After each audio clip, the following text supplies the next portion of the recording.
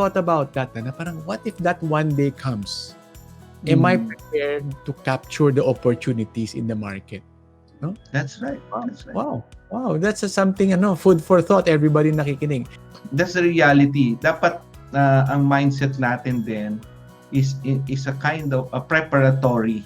Doc, you mentioned about 1918 to 1920 when the Spanish flu ended. After 1920, ito ba yung Great Gatsby na nag-grow yung economy? Yes, yeah. Exactly. May study ka ba about? What was that all about? The Great Gatsby? Well, kasi ano na yung US at that time, no? Sobra, yung pent-up demand, no? It's called the pent-up demand. Because the US they're all coming up from the war, di ba? So that's part of their celebration din, eh. No? That, umano sila, they were released from the war, the First World War, and the pandemic. So, Doc, matanong kita, what do you think the markets, let's say, or whatever, US market or Philippine market, syempre yung US all-time high, di ba, right now? Is it gonna go higher pa because of the end of pandemic? I think, as I said, no, it will be there will be a time for reckoning. What will happen is there will be like a flight to the one that will be sustainable. So I think there will be some correction. You mentioned moving forward that business in malls will no longer be the same. Are you suggesting to look into community area for future expansions? Yeah, I think that would be a likelihood. Kasi kasi the malls in the past, they have been like our center, di ba? I think many of the malls will repurpose. Yung mga large spaces will be repurposed into siguro logistics hub, parang ganyan, or magiging exhibition center.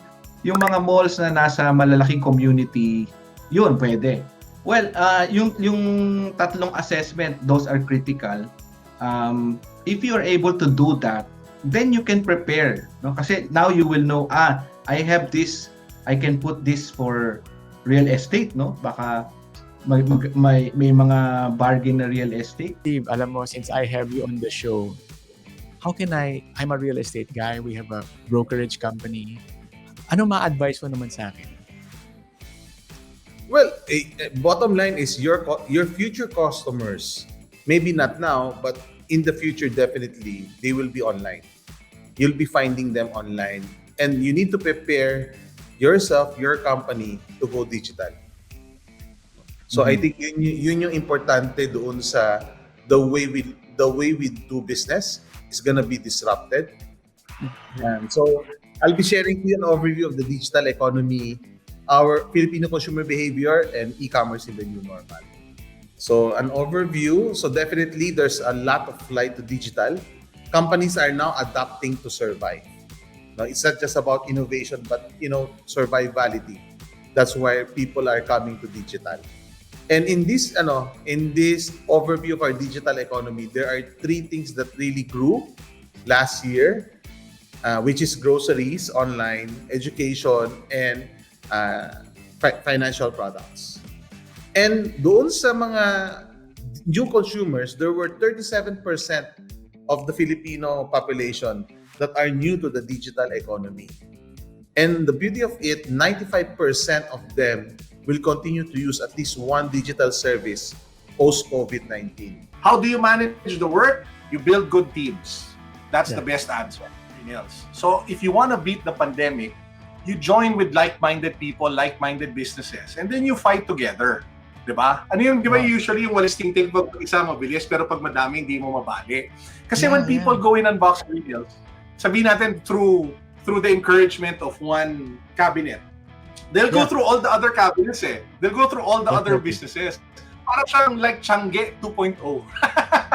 Diba? Pero founded on collectibles to flip or to resell items. It's basically selling assets that have appreciated in value. Diba? So that's how I would call it. In the same way where you guys would buy stocks and then sell them when they have appreciated value, or you would buy gold and then sell them when they appreciated value, or when you would buy real estate and you would sell them when they have appreciated value, all of the items in my bag, be it the shoes, be it bags like this, na Supreme Louis Vuitton, be it NBA cards, be it Funko Pops, be it perfume. There you There are certain types that appreciated value because of artificial controls on supply and demand.